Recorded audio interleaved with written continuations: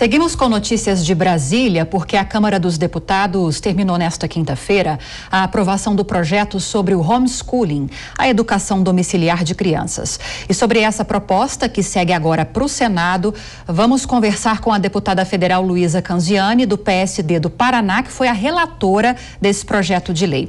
Deputada, boa noite, bem-vinda. Muito boa noite, Lívia, Vitor, muito boa noite a todos que estão nos acompanhando, uma alegria participar do nosso programa, muito obrigada. Deputada, essa proposta tramitou por anos, ou ficou parada, não sei como seria melhor dizer, por anos no Congresso, e agora ela segue avançando, foi aprovada na Câmara, segue para o Senado, e diante dessas dificuldades de aprovação, a senhora como relatora até colocou algumas medidas, algumas exigências para facilitar a aprovação dessa proposta. Queria que a senhora explicasse como ela vai agora para o Senado. Exatamente, Lívia, era um tema que por muito tempo ficou estagnado no Congresso Nacional, né? Nós tínhamos por quase 30 anos essa discussão parada na Câmara dos Deputados e no Senado Federal. Inclusive, em 2018, o Supremo Tribunal Federal, em uma decisão, nos disse o seguinte: homeschooling não é inconstitucional. Poder Legislativo regulamente essa matéria. Essa incumbência estava sob o Congresso Nacional, sob a Câmara dos Deputados e o Senado Federal. E a partir desse substitutivo que nós elaboramos, a gente permitiu essa modalidade de ensino, né? Foram uma série de projetos apensados ao substitutivo e ao relatório que nós aprovamos no dia de ontem, ao projeto que eu pude relatar. Então, eram vários projetos que estavam tramitando na Câmara e que nós elaboramos o substitutivo, permitindo essa modalidade de ensino com uma alteração na Lei de Diretrizes e Bases da Educação. Então, permitindo a modalidade de educação homeschooling, mas como você disse, Lívia, trazendo algumas balizas, algumas diretrizes, para que a gente possa proteger a integridade física, moral, para que a gente possa zelar por questões sensíveis e complexas quando a gente fala da proteção da integridade física, especialmente moral das nossas crianças. Quando a gente fala ainda de um país assolado pela violência doméstica, exploração sexual infantil, embora o histórico das famílias que adotam o homeschooling não indique absolutamente nenhum tipo de violência, mas nós, enquanto Estado, a gente precisa zelar por isso, e é por isso que no substitutivo que nós elaboramos, a gente traz uma série de balizas, uma vinculação com a instituição, com uma escola, trazemos também uma questão de formação dos pais, trazemos a presença do Conselho Tutelar. Então a gente faz um projeto muito equilibrado para que a gente possa trazer essa sinalização para as famílias, trazendo segurança jurídica para as famílias, para que finalmente elas tenham essa regulamentação e possam seguir com tranquilidade, tendo essa missão de educar os seus filhos.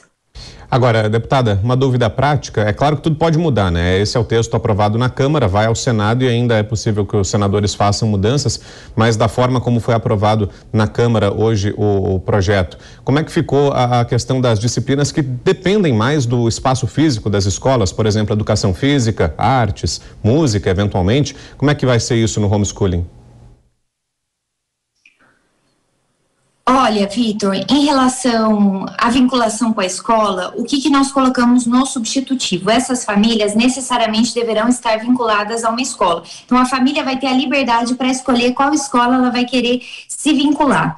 Em relação às matérias, a família vai poder escolher quais serão as matérias que esses estudantes irão cursar, especialmente matérias que as famílias clamam, que são as atividades extracurriculares, como você salientou, né, a questão da aula de educação física, que aí é uma atividade curricular, mas especialmente as famílias sonham em participar de atividades como Feira de Ciências, Olimpíadas de Matemática. Então, as famílias, elas poderão utilizar da infraestrutura das escolas para praticar essas atividades. Aliado a isso, Vitor, e até um importante ponto também para a gente trazer a todos os nossos telespectadores, porque quando falam em homeschooling, né, as pessoas trazem a questão da socialização, porque de fato a escola é um importante instrumento para o desenvolvimento de habilidades e competências socioemocionais, mas ela não é o único instrumento. E aí, com essa regulamentação, a gente também tende a trazer essa proteção, fazendo essa vinculação com a escola e também fazendo com que essas famílias, as famílias que praticam o homeschooling, elas interajam entre si para que essas crianças, elas tenham contato com o diferente, com o outro. Então, através dessa regulamentação, a gente faz toda uma proteção para que a gente possa justamente combater, né, enfim, algumas argumentações que são trazidas àqueles contrários a essa modalidade de ensino.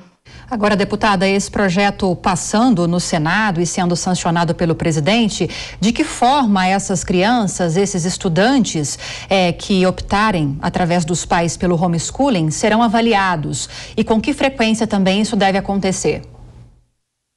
Olha, Lívia, o nosso substitutivo prevê que as avaliações serão avaliações anuais. Então, a instituição a qual o aluno está vinculado é que vai elaborar essas avaliações, lembrando que esses pais, eles terão que enviar relatórios periódicos das atividades que estão sendo desenvolvidas em casa para validação dessas escolas. Então, anualmente, esses estudantes terão que fazer as avaliações. E é muito curioso, Lívia, porque inclusive os pais ou responsáveis que praticam hoje o homeschooling, eles querem ser avaliados, né? Porque eles confiam muito no desempenho de seus filhos e eles não têm medo de avaliação. Então eles falam, não, nós queremos ser avaliados, nós confiamos no desempenho dos nossos filhos, e aí nós colocamos então essa necessidade de avaliação anual. Então todo ano esses filhos, enfim, essas crianças, esses jovens serão avaliados. E aí, por que anualmente? Porque no homeschooling há flexibilidade curricular. Não há aquele mesmo ritmo que a escola regular segue. Então, com essa flexibilidade curricular, nós colocamos anualmente as avaliações para que esses estudantes, eles possam, então, passar por esse crivo e serem medidos em termos de conhecimento e aprendizado do que foi transmitido ao longo do ano. Agora, deputada, a senhora está explicando, né, que a criança vai ter que ser matriculada em uma escola, né, que vai fazer justamente esse acompanhamento, vai aplicar as provas, as avaliações, vai fazer esse monitoramento mesmo à distância da criança que está estudando em casa. Isso tudo vale também para a rede pública, ou seja, os colégios públicos também estão aptos e vão poder fazer isso? O pai que tem um filho matriculado na rede pública vai poder optar pelo homeschooling? Também, Vitor, também, né? O substitutivo, obviamente, ele contempla tanto a rede privada quanto a rede pública. E aí nós, enquanto país, a gente vai ter que fazer um grande esforço, né, para que os nossos sistemas de ensino, eles tenham essa adaptação, né? Nós, enquanto agentes políticos, sociedade civil organizada, enquanto defensores da modalidade, todos nós haveremos de fazer um esforço, inclusive de conscientização, para que haja justamente essa implementação na prática. Mas a partir do momento que a gente aprova a lei, essa lei ela deve valer não só para as instituições privadas, mas também, obviamente, no âmbito do poder público e das escolas públicas, sem dúvida. Deputada, para a gente fechar rapidamente, eu sei que é difícil mensurar isso, mas existe uma grande demanda de pais de famílias que querem optar, querem ter essa opção regularizada do homeschooling? Olha, Lívia, esse percentual, ele ainda é pequeno. E mesmo em países que já regulamentaram essa questão, e aí nós temos diversas experiências internacionais, quando a gente pega os países da OCDE, 80% dos países da OCDE já regulamentaram essa modalidade de ensino, mesmo em países que já regulamentaram o homeschooling, e aí países que regulamentaram essa modalidade de ensino há muitos anos, esse percentual não chega a 5%, então é um número muito pequeno de famílias que aderem a essa modalidade de ensino. Ocorre que as famílias hoje no Brasil, diante dessa insegurança jurídica, elas estão sendo perseguidas, elas estão sendo acusadas, então é muito importante de fato que a gente tenha essa regulamentação, a aprovação dessa lei.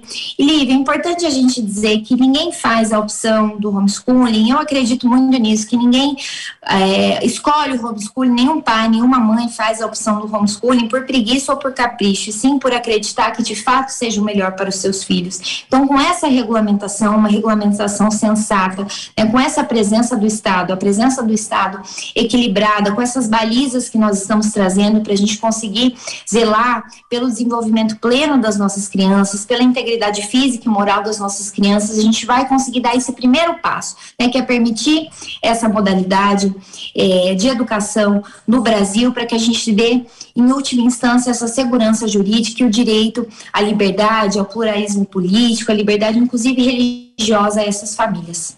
Pois bem, acabamos de ouvir a deputada federal Luísa Canziani, do PSD do Paraná. Deputada, obrigada pela entrevista. Boa noite. Eu que agradeço a gentileza e eu continuo à disposição para a gente continuar esse debate e outros debates relativos à educação brasileira. Muito obrigada.